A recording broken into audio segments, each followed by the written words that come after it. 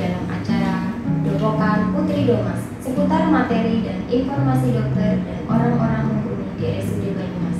Bersama saya, Uma Nurani. Sahabat sehat RSUD Banyumas, dalam rangka memperingati Hari Bidan Nasional pada tanggal 24 Juni 2023, maka tema hari ini sangat spesial, yaitu tentang tips memilih alat kontrasepsi.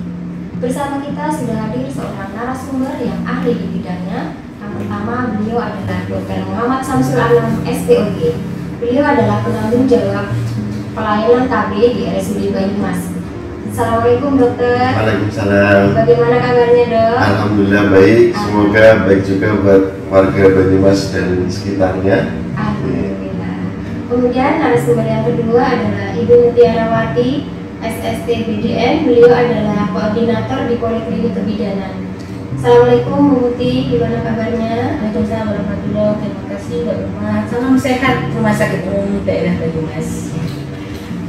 Langsung saja nih ya dok, sebelum membahas tentang tips memilih alat kontrasepsi, mungkin bisa dijelaskan dulu ya dok, tentang kontrasepsi itu apa, kemudian macam-macamnya atau jenisnya apa saja gitu dok.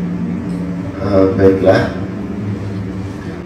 Pada prinsipnya sebenarnya alat kontrasepsi itu dari etimologi katanya ya, kontra dan sepsen. Artinya kontra itu menghalangi ya, sedangkan sepsen itu bertemu, artinya menghalangi bertemunya antara sperma dan ovum ya, sel telur pada seorang ibu.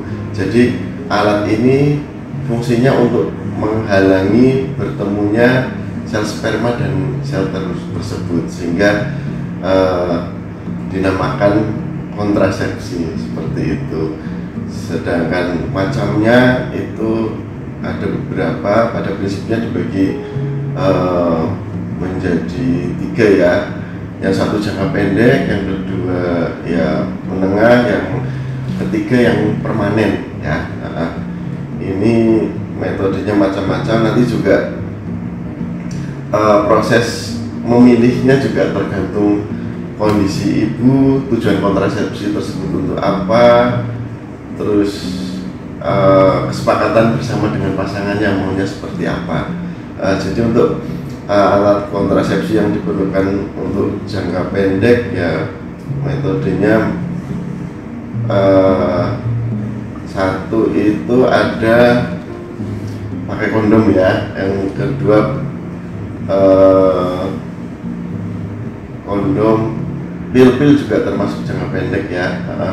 Sedangkan untuk yang jangka menengah itu IUD sama implan atau susuk ya. Sedangkan untuk permanen itu ada 2 metode, yaitu MOP dan MOW. Itu tindakannya operatif dengan permanen, artinya permanen itu kedua pasangan tersebut sudah tidak menginginkan untuk hamil lagi di kemudian hari. Jadi permanen sampai akhir hayat, tidak bisa hamil lagi ya, artinya mantap sudah tidak ingin menambah anak lagi, seperti itu. Terus untuk efek samping atau apa namanya dari masing-masing alat kontrasepsi itu apa dok? Pada prinsipnya namanya alat kontrasepsi itu buatan manusia ya, tidak ada sempurna ya. Memang semua metode kontrasepsi ada kelebihan dan kelemahannya. Jadi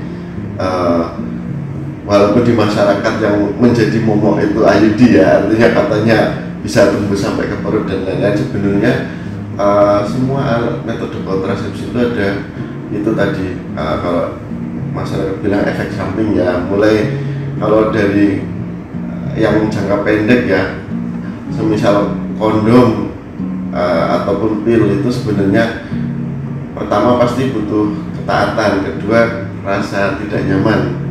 Itu yang kadang menjadi hambatan ya. Kalau kondom tersebut juga kadang ada beberapa orang yang punya alergi atau sensitivitas, kadang alergi terhadap bahan kondom tersebut. Alergi tersebut bisa pada laki-laki yang menggunakan kondom tersebut atau pada wanita, karena masing-masing kan bersentuhan dengan bahan kondom tersebut. Kedua, pil juga memiliki efek maksudnya hambatan sih ya, bukan efek. Kalau hambatannya ya pasti tiap hari harus kepatuhan, minum obatnya harus patuh. Nah, itu apakah si ibu tersebut yakin bisa patuh tiap minum pil tiap hari dengan waktu yang sama, artinya waktunya sama. Yang kedua, kecocokan terhadap obat tersebut. Ada beberapa pil yang malah bikin jerawatan, badan gemuk, itu karena faktor hormonal. Tapi itu semua tidak semua, artinya efek tersebut terjadi secara individual. Artinya di ibu satu mungkin cocok, di ibu satunya lagi mungkin tidak ya. Kemudian yang jangka menengah berikutnya, suntik itu juga hormonal ya, sama. Ketika ibu itu cocok ya baik-baik saja, tapi ketika tidak cocok bisa jadi tidak menstruasi atau malah timbul perdarahan yang haidnya lebih banyak, memanjang, atau kegemukan. Kadang timbul jerawat juga, itu tergantung secara hormonal cocok nggak di tubuh ibu tersebut.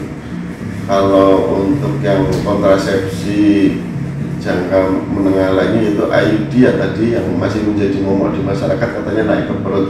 Untuk zaman era sekarang ya insya Allah tidak ya, hampir untuk yang 5 tahun ke belakang ini tidak, karena kita pada proses pemasangannya harus dilakukan oleh tenaga ahli yang sudah punya sertifikat. Artinya sebelum orang tersebut diperbolehkan memasang IUD dari pihak Banyumas pun, RSUD Banyumas, kita melatih tenaga tersebut sampai terampil. Artinya tenaga tersebut bersertifikat baik bidan maupun dokter umum atau dokter SPOG. Jadi ketika nakes tersebut sudah mendapatkan pelatihan, artinya sudah kompetensi untuk memasang hal tersebut. Paling efek samping yang paling sering terjadi, head memanjang ataupun keputihan, itu biasanya di awal, dan itu pun masih bisa kita antisipasi dengan pemberian antibiotik atau obat-obatan untuk menghentikan perdarahan selama penyesuaian dari pemasangan IUD tersebut. Kemudian yang untuk jangka panjang ya MOW ataupun MOP hampir jarang ya efek sampingnya, karena itu operatif, tindakan operatif. Cuma perlu dilakukan ini ya. Pada kasus MOP pernah terjadi, ada hamil, tapi bukan di RSUD Banyumas ya, terjadi hamil, saya sudah disteril, sudah tetap hamil lagi. Itu pada yang medis operatif pria ya. Jadi tindakan vasektomi itu karena ternyata sisa spermanya belum habis, harusnya selama 6 bulan ke depan masih pakai kondom, itu sudah lepas. Jadi sisa spermanya yang menimbulkan kehamilan tersebut. Mungkin untuk efek sampingnya lain, tindakan operatif ya otomatis nyeri, nanti akan hilang sendiri dalam jangka waktu sekitar 1 bulan. Mungkin seperti itu. Kemudian ini banyak sekali pertanyaan untuk metode kontrasepsi apa yang aman untuk ibu menyusui, dalam arti tidak mempengaruhi produksi ASI, atau yang aman untuk ibu dengan berpenyakit tertentu, dok, misalnya ada hipertensi, diabetes, gitu. Mungkin ada metode yang paling pas gitu. Sebenarnya metode yang paling efektif selama ini sebenarnya IUD ya, cuma ya itu karena momok atau apa ya di masyarakat image-nya masih terlalu buruk ya, banyak orang yang takut untuk IUD, karena IUD itu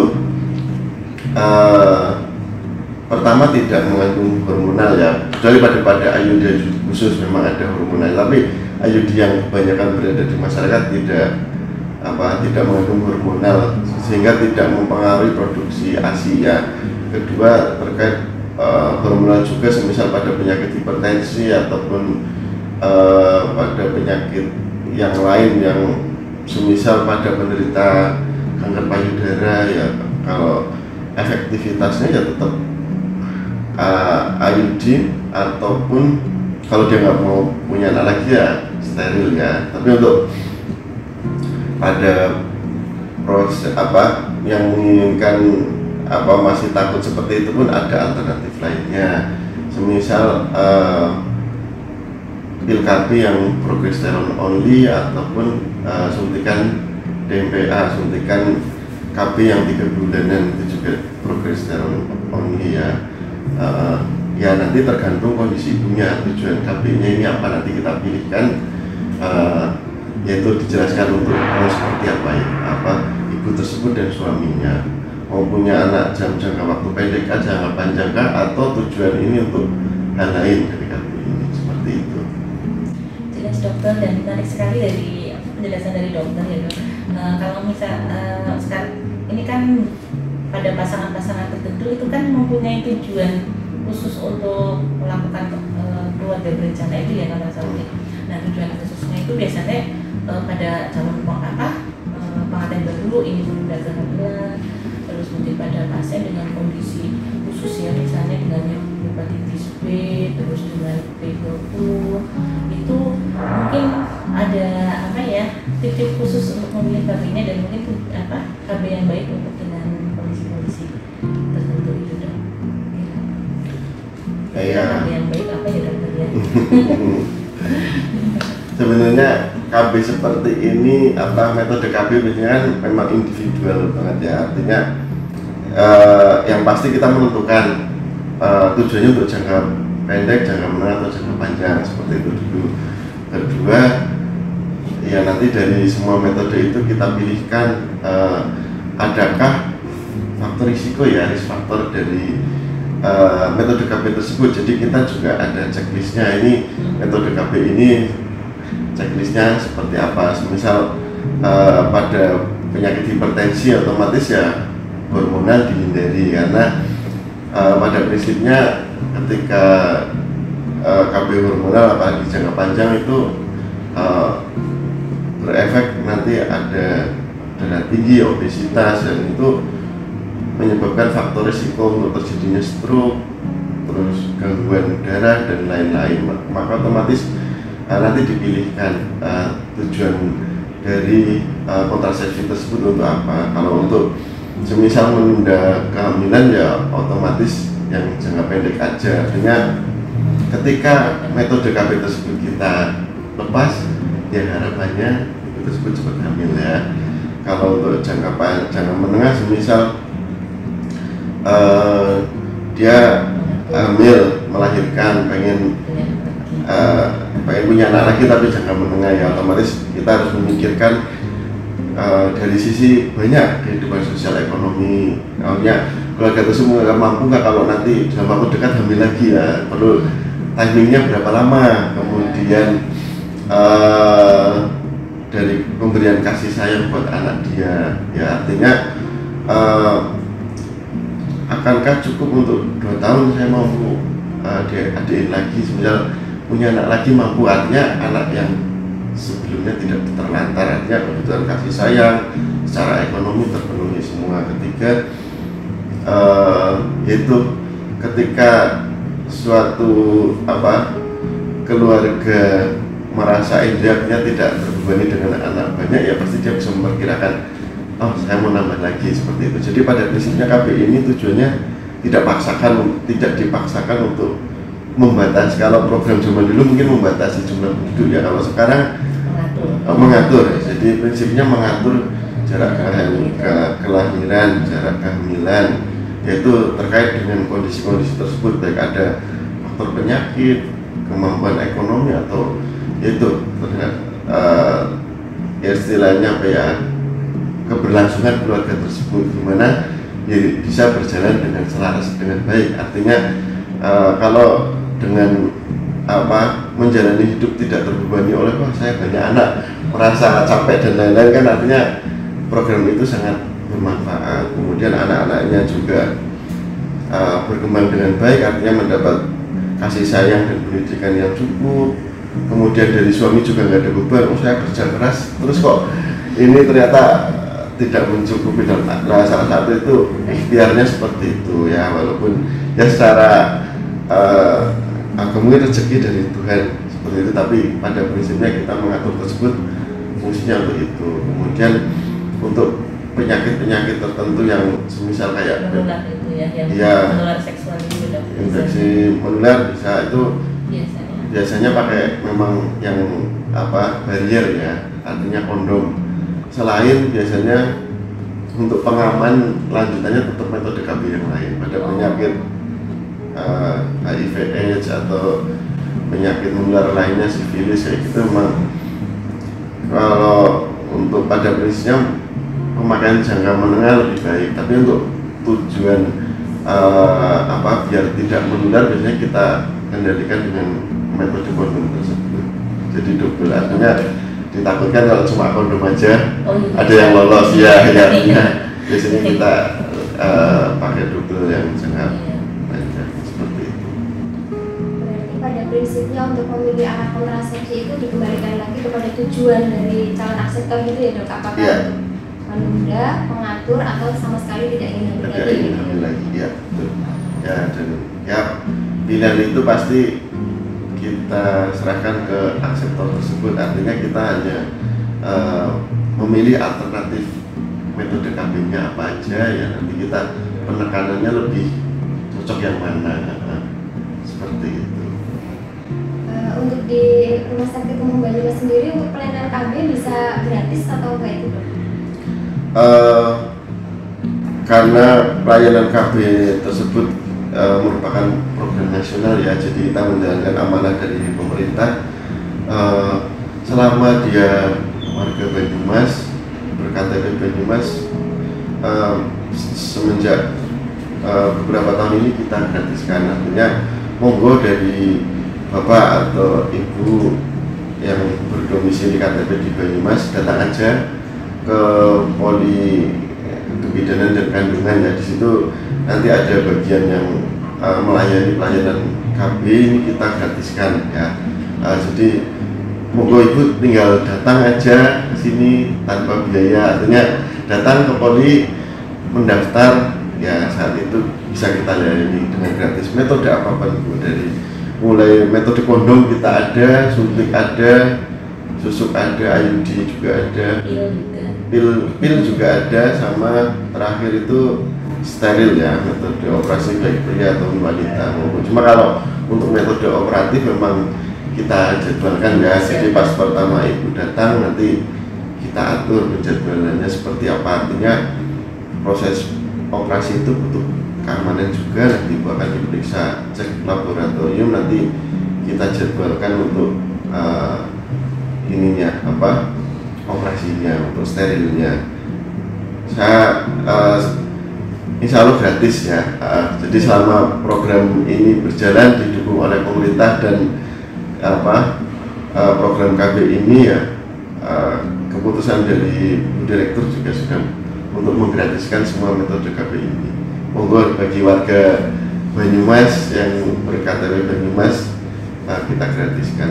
Begitu juga yang bukan warga Banyumas, misal bersalin di sini juga kita gratiskan ya, baik steril ataupun metode KB yang lain juga, walaupun bukan warga Banyumas ya, untuk selama ada pelayanan lahiran di sini kita gratiskan.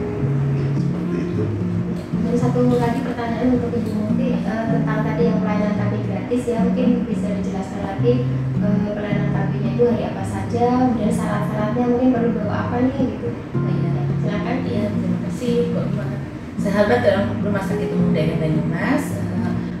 Bagi sekitar warga Banyumas, kami persilakan untuk bisa melaksanakan KB di Rumah Sakit Umum Daerah Banyumas itu dengan gratis ya, dengan persyaratannya tentu saja sangat mudah, yaitu hanya kartu keluarga, fotokopi kartu keluarga, dan KTP, fotokopi KTP.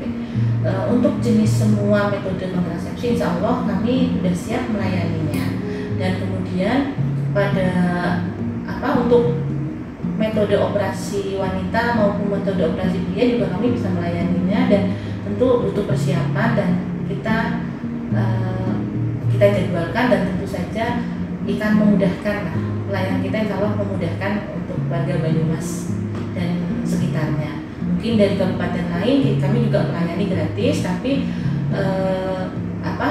minimal yang kita bisa layani dengan gratis itu alatnya ya, alat kontrasepsinya ya, misalnya IUD-nya, apa implannya, tapi untuk pendaftarannya bisa dilakukan secara umum. Itu pendaftarannya juga cukup mudah dan insya Allah tidak mahal ya. Terus kemudian untuk pelayanan persalinan dengan KB, walaupun di luar Kabupaten Banyumas, KB pasca salin ya itu kita juga gratis semua ya, dari MOW, dari IUD, mungkin implan gitu, kita untuk seluruh Kabupaten Banyumas dan di luar insya Allah gratis. Tapi kalau untuk pelayanan umum yang di Poli Kandungan, Poli KB terutama ya, itu ya yang gratis itu semuanya itu dari Kabupaten Banyumas. Kemudian kalau yang di luar Kabupaten Banyumas alatnya saja yang kita gratiskan.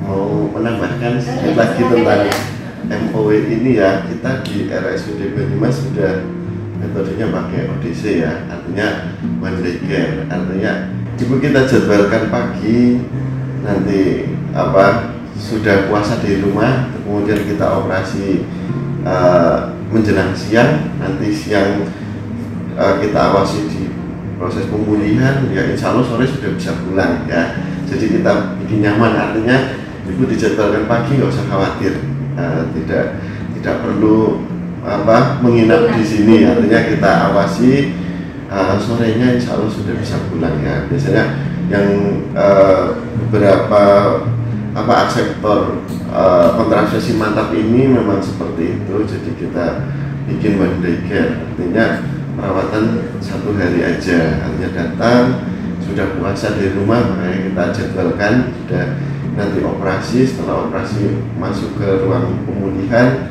ketika pengaruh biusnya sudah hilang, artinya tidak pusing, tidak mual, bisa jalan dengan baik, kita izinkan pulang. Jadi memang cukup praktis, kita bawakan obat pulang sebagai anti nyeri, nanti kontrol 1 minggu. Jadi cukup praktis sebetulnya. Kalau ibu ini berminat, datang aja ke sini.